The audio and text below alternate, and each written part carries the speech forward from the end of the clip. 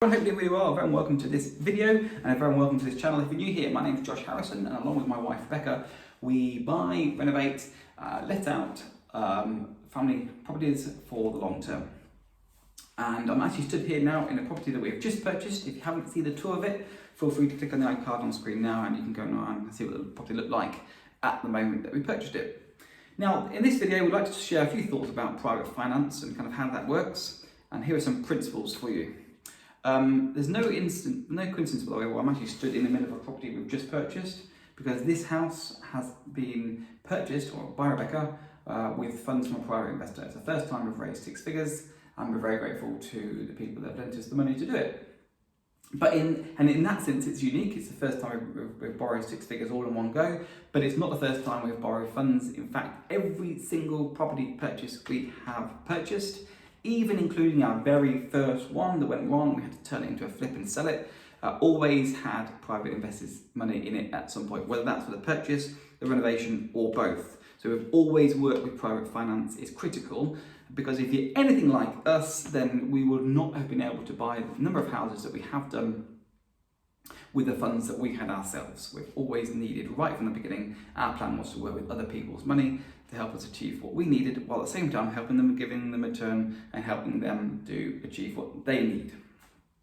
So how does that process look like, and what are some of the things we should be thinking about? Well, first of all, it's a process. It is a process. It starts with knowing, liking, trusting, buying. Know you, like you, trust you, buy. You perhaps may or not have heard that process before, but it's absolutely true. And before you turn around and say to me, well, but you know, Josh, it doesn't always work, does it? Well, let me give you an example of my own that proves it doesn't always work. You can go down to the local market and buy £2 or £5 worth of bananas, and you're not going to go through that process, are you, of knowing them, liking them, trusting them, buying. You're going to find a bunch of bananas, say, well, these will do, and you transact and you end up walking away with some lovely bananas. You haven't gone through that process. However, in terms of property, in terms of high-ticket items where you're borrowing tens of thousands of pounds or hundreds of thousands of pounds, it definitely is a process that you have to go through. You have to know them, like you and them, trust them and buy them. I say you and them because that's absolutely critical. People think if I just find someone, I get to know them and I like them and I trust them, they will buy from me. No. It's a two-way thing. Understand that it's a process, and you have to go through it. You can't end up doing a business transaction if you've only just met them for the first time. So it's a process you have to go through. So the question for you is, where are you on that process? Have you got people that you can potentially work with? And here's a really pro tip, if you like. Work with people that you like. There will be plenty of people that may well come to you and say, I've got some funds and some money. If you don't like them, the rapport's not right, you get a dodgy feeling, steer clear. Like, absolutely, we'd much rather put off 95% of people and work with a very few people repeatedly. And by the way, every single private investor that we work with, we have worked with on multiple projects. So that says something, doesn't it? Find the right people and then check that they have funds, or find the right people that have funds.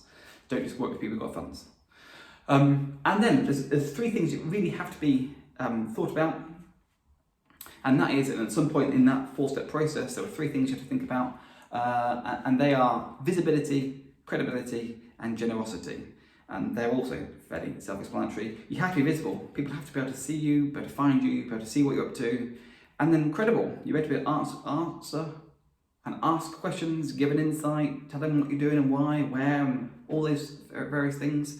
You have to be credible. And one of the best ways I can ever suggest about being credible is get them around a property. Get them around a property that you are just about to buy, or just purchased, or about to in the middle of a refurb, or just about to put on the market to let, or get around a property multiple times. But getting them around, they can actually go through a process of see it, touch it, feel it, believe it. See it, touch it, feel it, believe it. And if they're walking around a project like this, where you are clearly in the middle of a refurb, you've done a YouTube video showing the tour, this is absolutely Rebecca's house, I'm just doing some of the donkey work, they will be like, it's fairly credible, isn't it? It's believable. And they'll get to like you and know you a bit more as well. And eventually they might say, well, okay, I've got some money, what would you do if we would have, you know, and that moves on to the conversation of then the commercial element. They will buy from you, or you do some sort of deal on a property. So know you, like you, trust you, buy, and then it's visibility, credibility, and generosity. And generosity is give them the return they're looking for. Give them the return they're looking for. And we have had, well, I was going to say every single investor has had a different level of return on different projects. No, that's not true. But what I'm trying to say to you is the return has differed with different projects, and that's kind of do things with like risk-based pricing, a whole separate idea. But if there's more risk, basically you're going to get more money, essentially. If there's less risk, then perhaps you offer less money, or you come to an agreement. But ask what you want, and then see if you can match it. Someone might turn around and say to you, "I absolutely have this. I want 20%." Okay, well, when I find an opportunity that can give you 20%, I'll give you a call. But bear in mind, I might have to work with people who I can offer them something lower than 20%. I may well do a big deal with them before. So you kind of like let them know, but ask them what they want, and then if it's possible, give it to them. And then one of the things that's really, really, really important is give the money back. Make sure you give it back to them. And there's a reason I'm actually now in here doing the refurb. And someone might call me out on this and say, well, don't you normally say, let the pros do the refurb and then you just do what you're good at? Absolutely right. Let the pros come in. They'll do a job better, quicker, and more effectively than you can. So why am I doing it? Well, one, our guys are already tied up in other jobs. And two, this is not really a pro job. Anyone can really grab a few tools, a wrecking bar, a few screwdrivers and pliers and things, and start taking stuff out of the house you're not going to keep, your next family isn't going to be using. They can get rid of it. That does not need a pro to do that bit.